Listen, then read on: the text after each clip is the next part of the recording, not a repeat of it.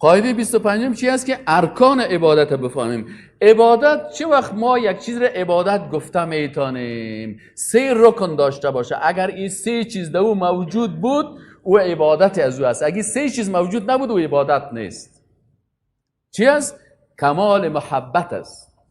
وقتی که شما عبادت میکنیم چی است؟ در او کمال محبت نشان میدهد.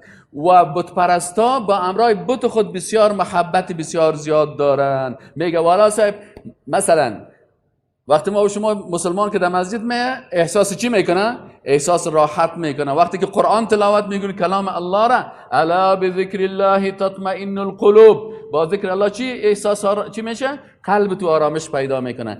بت پرست اینمی آرامشه، چون محبت با بت داره. وقتی که در پیش بت رفت در اونجا باز احساس آرامش میکنه، در مسجد خسته میشه.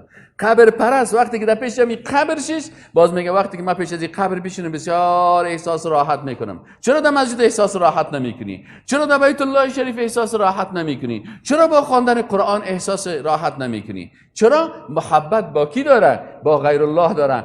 الله میگه و من الناس، و بعضی از مردم من کسانی هستند یتخذو میگیرن من دون الله، بغیر از الله اندادن شریکان، یحبونهم که حب الله، به امرای از اینا محبت دارن. مثل کی؟ مثل که یک مسلمان محبت با الله دارن. والذین آمنو و کسانی که مؤمن هستن آمنوها، اونجا گفت کافرها او قسم میکنن، مشرکین قسم میکنن. والذین آمنو، اما کسانی که ایمان دارن اشد حبا لله. از انسان مؤمن موحد که محبت بسیار قوی با الله می داشته باشه. والذین آمنو، این یکی از رکن از ارکان عبادت است. هر کسی را که با محبت قوی قلبی عبادت کردی او معبود تو هست. مؤمنین به الله میکنن، بت پرستا به بتای خود میکنن، قبر پرستا به قبر خود میکنن. شما ببینین با امروز چقدر محبت دارن. دوم رکن عبادت چی هسته؟ کمال امید است. و یرجون رحمته، امیدوار رحمتش هستند. یعنی وقتی که ما و شما برای الله خود ذلیل میسازیم، رکن وقت ذلیل ساختیم خدا، با امرای الله محبت داریم. ذلت جمع محبت. وقتی که جمع محبت شد بعد از او چی است؟ جمع امید داریم برای الله که الله ما رو ببخشه، الله ما رو جنت بده، الله سعادت دنیا برای ما نصیب کنه، سعادت آخرت بده.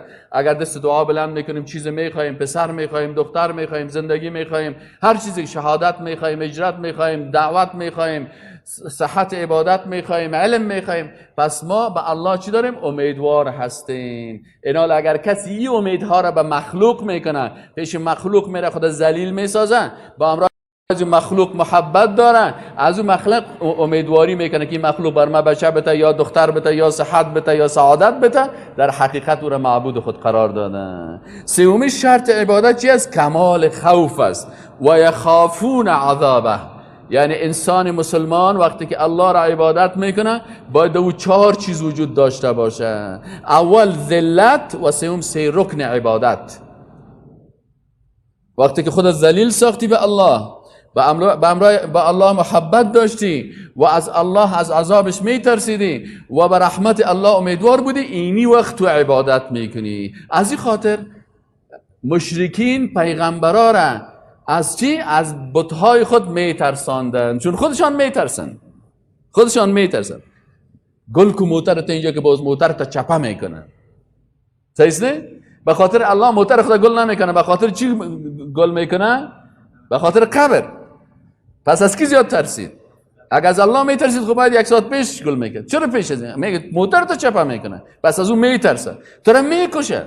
وش کی کفتر نخوری، کی کفتر بخوری میکشید. کفتر حلال است یا حرام؟ حلال است نه؟ کفترای شده شمشیره حلال است نه؟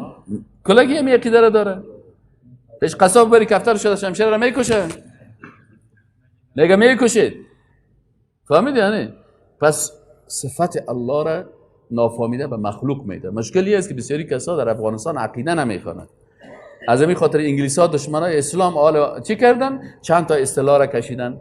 گفتن بیاین به خاطر از که مسلمان ها را از دین دور بسازیم یا از دین دور ساخته میشن دگام بیخی یا را از دین مرتد بسازیم که مرتد شو نفهمه. گفت یک چند تا اصطلاح جور میکنیم. چی اصطلاح هست؟ گفت یک اصطلاح را جور بکنین، هر کسی از عقیده توحید قرآن و سنت گپ زد بگوین این وهابی است. حالا به خاطر که کسر وهابی نگویه، بسیاری کسا از عقیده قرآن و سنت هیچ گپ نمیزنن، شعر میخوانن، قصیده میخوانن. چرا؟ علامت گذاشته انگلیسا و اینا پذیرفتن. گفت هر کسی از جهاد گپ زد این تروریست است.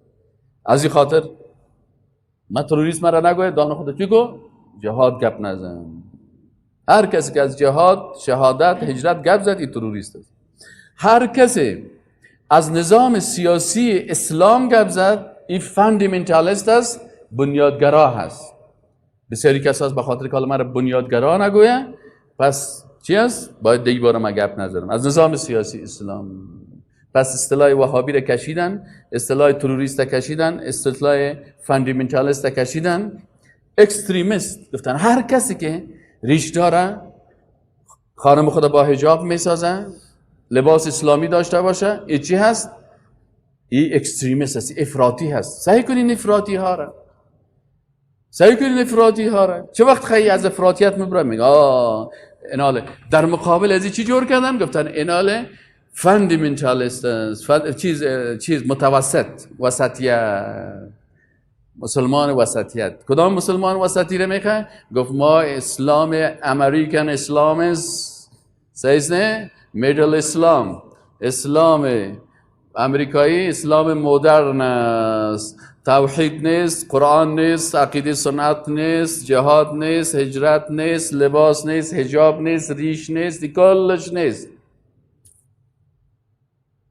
چی میشی؟ مسلمان وسط، متوسط. از این خاطر ببینید کسایی که طرف وسطیت امریکایی میره 20 سال پیش نریش حالی 20 سال رفته ریش خوره اینو طرف چه بالاخره ماشینک سابق ساکنه اینا دامن دراز مارخ مفتی اوی دامنه که شما جور میکنی نارواست. چه قسم خواهی دامن جور کنیم؟ دامنت باید تا بجلکت باشه دراز. حالا که صاحب سهل کنی نکتایی هم چسب زدگیست. مادر اولادا 20 سال پیش چی با حجاب، امروز مادر اولادا چی قشتی کج سل میکنه، چیل CD برش خریده. این شیخ صاحب والله از الله بترسین مردم. زنایتان در روز قیامت اگه طرف دوزخ برده شون صدا میکنه میگه الله LCD رو کی آورد؟ آجی صاحب LCD آورد به مردم خدا نشان داد. تا LCD را تکه تکه غطیا این چه اگه دیر که بگوریم قشتی کچ که یعنی اگه اندامون دیر که بگوری دمور اولادون دقیقه استرگی وصلک زیپیسی بیدی در بقیه که بگوری. بازو را پیشری خانم خود چالان کردن بازو اینجا سگه ایدی دیوز گفته میشه.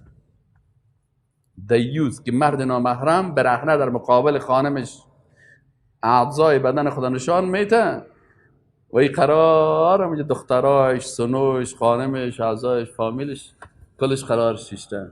LCD رو هم کی خریدن؟ کی خریدن؟ خودش. آجی صاحب کجاست؟ ساعت 11 بجه رفته در صف اول مسجد. مادر اولادا ساعت 11 بجه اونجا باز خواندناز دیگه صاحب خواندناز مکس ایندی. از این خاطر در وقتی که خوب عبادت است و میفهمند که آجی صاحب کجا رفته، آجی صاحب در مسجد است، دیگه تسبیح کردن سبحان الله والحمد لله ولا اله الا الله والله اکبر. اون باز بعد از اون که چی میشه؟ از این خاطر الله میگه یا ایها الذین آمنوا قوا انفسکم و اهلیکم. امر الله هست خودم وقایه بکن، اعضای خانواده‌ت هم وقایه بکن. تو نه که خدا وقایه میکنی اعضای خانواده‌ت هم قرار ماندی که هر چیز کرد. مادر اولادا که هر وقتی هر قسم چادره که گاج در سر شد بپوش، خیر است، خفه نشه. اینی چادرک گاج بپوش، برو در مجلس ها سرلاش که مردای نامحرم شیشته قسم میکنن، دخترایش قسم میکنن و چی میگن؟ ما والا بسیار خوب دیندار هستم. این دینداری نیست.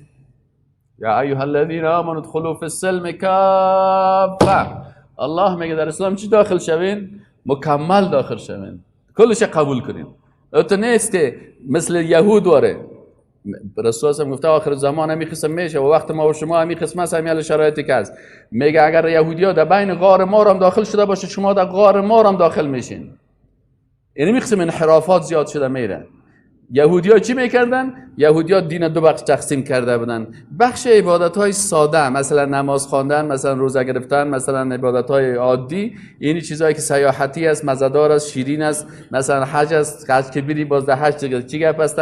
بچهای حاجی صاحب دیگه بچه‌ها را میگه بچه‌ها پیسه پرتین که من یک دفعه حج برم، سال در سال زمستانکی چی میکنه؟ عمره میرم. حالا عمره برو، در عمره دیگه صاحب تیاری بسیار خوب امارات ششتی، خصوصا میگه در تیاری امارات برای تکت بده. در تیاری امارات خوب دخترای لوکس از برهنه است. در دبی یگان دفعه تایت میکنه. در دبی کجا رفتی باز دیگه خوب هم تو که بیخی فری از فری مارکت از فری زنهاست، فری دختراست، سرای لوچ است. باز مردم میان چشمای تکونه ما را سل کردی و ماش میکنن که این حاجی صاحب بسیار خوب چیزا را دیده، خبر نداره که در دبی تو چیزا را دیده که چشمای ازی بر سوراخ کردن است که چشمایش بکشی. فهمیدی؟ باز بعد از اونجا آمد اونجا که این قبول دارن تمام روز. اما وقت چیزای دیگه که در مقابل از که الله برش میگه که دیگه احکام الله هست، باز دوش است افتؤمنون ببعض الكتاب و تکفرون ببعض. خانم خدا به حج میبره اما به حجاب. در بیت الله شریف بره سرلوچ. در بیت الله شریف کولایش معلوم میشه، حجاب خورید مویایش و چت معلوم میشه. افتؤمنون ببعض الكتاب، آیا به بعض کتاب ایمان دارن؟ و تکفرون ببعض، و به بعض دیگهش کافر شدن. فما جزاء من یفعل ذلك منکم الا خزي في الحیاة الدنیا و یوم القیامة یردون الى اشد العذاب و ما الله بغافل عما تعملون.